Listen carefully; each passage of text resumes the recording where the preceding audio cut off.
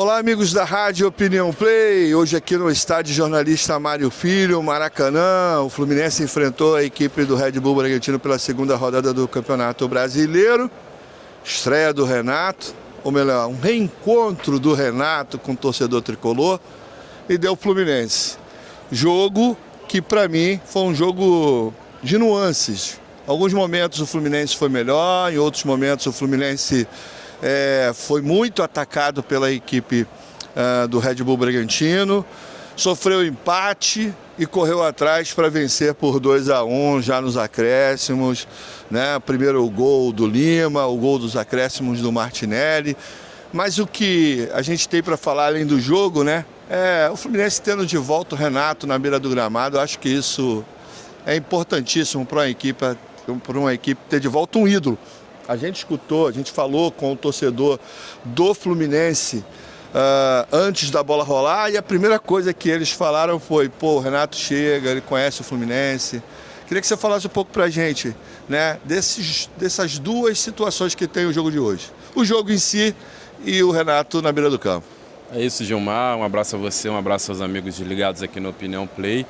Hoje valeu pelo fator novo, né, Gilmar? A gente sabe que quando um técnico chega, assume a equipe, dá aquela animada, como você falou, foi um jogo de nuances. Gostei muito do Fluminense, principalmente no primeiro tempo, né? Teve o controle do jogo, tomou as ações da partida.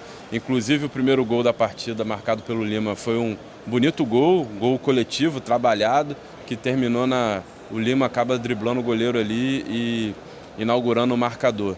Já no segundo tempo foi um jogo mais difícil para o Fluminense. O Seabra mudou algumas peças do intervalo. O Bragantino veio para cima, conseguiu empatar com o Pita e poderia até ter virado. O Fluminense teve ali um momento, sentiu muito o empate do Bragantino. Que veio, na verdade, das alterações, né? O treinador do Bragantino fez algumas alterações. O Renato também mexeu na equipe. Aliás, a gente não falou, nessas nuances tem o retorno também do Paulo Henrique Ganso. É isso que foi fundamental para o segundo gol, né, Gilmar? Teve esse retorno aí do Ganso depois desse problema que ele teve no coração. Primeiro jogo dele hoje na temporada 2025 e estava ali participando. Ele cobrou o escanteio que deu origem ao segundo gol do Fluminense, marcado pelo Martinelli já aos 47 do segundo tempo.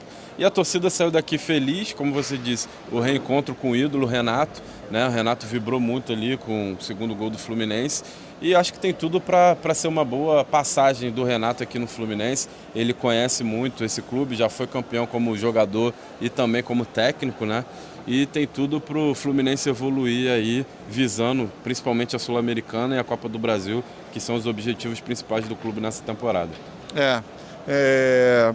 Na partida de hoje, de alguma maneira assim, também a gente sentiu assim os jogadores com uma dinâmica maior, né, de intensidade, de entrega.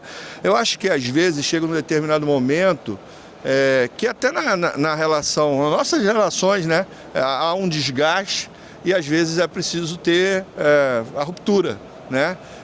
Eu acho que esse desgaste entre o elenco do Fluminense e o antigo treinador, o Mano Menezes, era notório.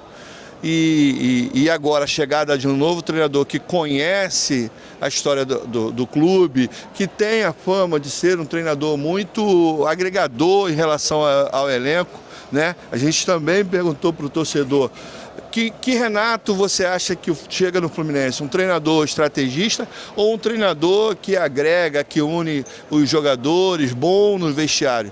E a maioria dos torcedores falaram desse Renato que agrega. Acho que tudo isso dentro do pacote, né, de enfrentamento hoje aqui diante do Red Bull, o Fluminense acabou fazendo uma partida muito honesta, muito justa, diga-se de passagem, né?